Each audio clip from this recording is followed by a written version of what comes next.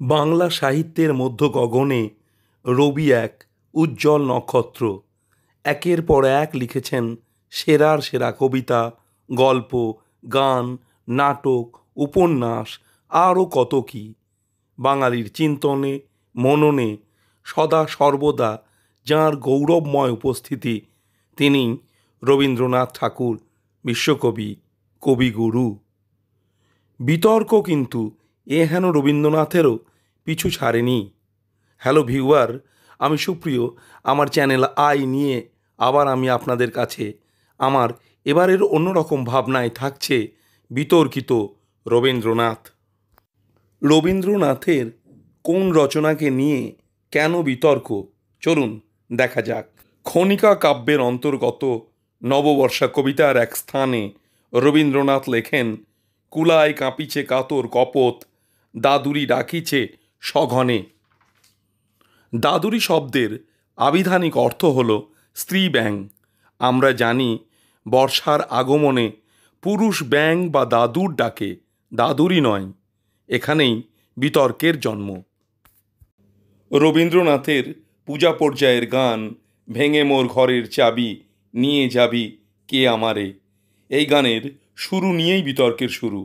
ঘরের চাবি যদি ভেঙে যায় তাহলে তালা খুলে নিয়ে যাওয়া যাবে কিভাবে? অতএব বিতর্ক। গীতবিতানের স্বদেশ পর্যায়ের অন্তর্গত গান যদি তোর ডাক শুনে কেউ না আসে তবে একলা চলরে, এখানে একই সঙ্গে তোর এবং চলো বলা হচ্ছে। তুই তোকারি এবং তুমি আমি, এই দুই প্রকার সম্বোধন একসঙ্গে কেন? আবার বিতর্ক। সহজ পাঠের দ্বিতীয় ভাগে এক জায়গায় রবীন্দ্রনাথ লেখেন, বর্ষা নেমেছে, গরমি আর নেই, থেকে থেকে মেঘের গর্জন আর বিদ্যুতের চমকানি চলছে।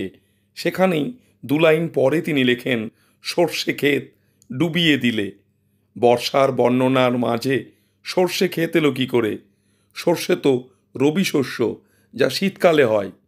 তাহলে সেখানেই তো বিতর্ক। রবীন্দ্রনাথ ছিলেন একাধারে কবি, লেখক, ঔপন্যাসিক, গল্পকার, গীতিকার, সুরকার, চিত্রকর, নাট্যকার, শিক্ষাবিদ, সমালোচক, নোবেলজয়ী প্রভৃতি। তাঁর প্রতিভা বিচ্ছুরিত হয়নি এমন বিষয় প্রায় নেই বললেই চলে। এই হেন রবীন্দ্রনাথ এই সাধারণ ভুলগুলি করবেন মনে হয়? তাহলে আসলে ব্যাপারটা কি জানা যাক। কাব্য কবিতায় বাস্তব সত্যের সঙ্গে কিছু কল্পনাও মিশ্রিত থাকে। কবির ভাষাতে বলা যায়, মনের মাধুরী দিয়ে করেছি রচনা, অর্ধেক মানবী তুমি, অর্ধেক কল্পনা।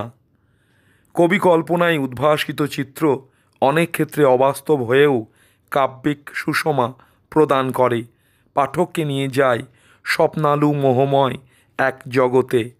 এখানেই কবি বা কাব্যের সার্থকতা।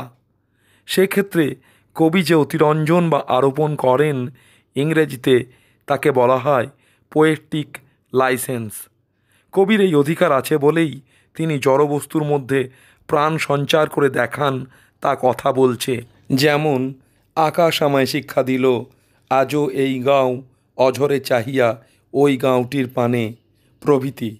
একইভাবে বিশ্বকবি বর্ষাকালে দাদুরির উপর ডাকার সক্ষমতা আরোপণ করে কাব্যিক সুষমা এনেছেন বলাই যায়।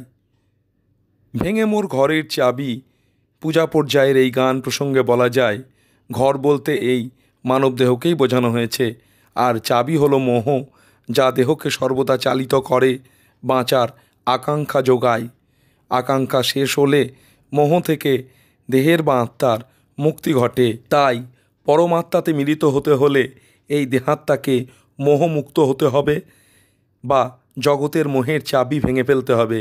তাই গীতিকার রবীন্দ্রনাথ আহ্বান জানিয়েছেন, কে তাকে এই পথের সন্ধান দিতে এগিয়ে আসবেন? যদি তোর ডাক শুনে কেউ না আসে তবে একলা চলরে। এখানেও পোয়েটিক লাইসেন্স বা কাব্যিক অধিকারের কথা বলা যায়। গান তো আসলে সুরযুক্ত কাব্য বা কবিতা। কাব্যের প্রাঞ্জলতা, ছন্দবদ্ধতা ও গতিশীলতার কারণে সম্বোধন বাচক শব্দের বদল হতেই পারে, যা কাব্যে হামেশাই ঘটে। সহজ পাঠের যে পাঠে বর্ষা আর সর্ষে একসাথে এসেছে, সেখানে সর্ষে ফসলের ফলনকালের থেকেও বেশি প্রাধান্য পেয়েছে রেফযুক্ত শব্দ শেখানোর কৌশল। একগুচ্ছ রেফযুক্ত শব্দ দিয়ে অনুচ্ছেদ তৈরি করে একটা পরিবেশ সৃষ্টির চেষ্টা রয়েছে। সেক্ষেত্রেই শস্যক্ষেত হিসেবে এসেছে সর্ষে ক্ষেত। এক্ষেত্রে শিক্ষাবিদ রবীন্দ্রনাথের শেখানোর কৌশলকেই বাহবা দিতে হয়, তাই না? সবশেষে উপসংহার হিসেবে বলা যায়, বহুমুখী প্রতিভার অধিকারী রবীন্দ্রনাথ আজও সমানভাবে প্রাসঙ্গিক। বাঙালির মননে তিনি ছিলেন, আছেন, থাকবেন চিরদিন। তিনিই একমাত্র লিখতে পারেন, আজি হতে শতবর্ষ পরে কে তুমি পড়িছ বসে আমার কবিতাখানি কৌতূহল ভরে, আজি হতে শতবর্ষ পরে।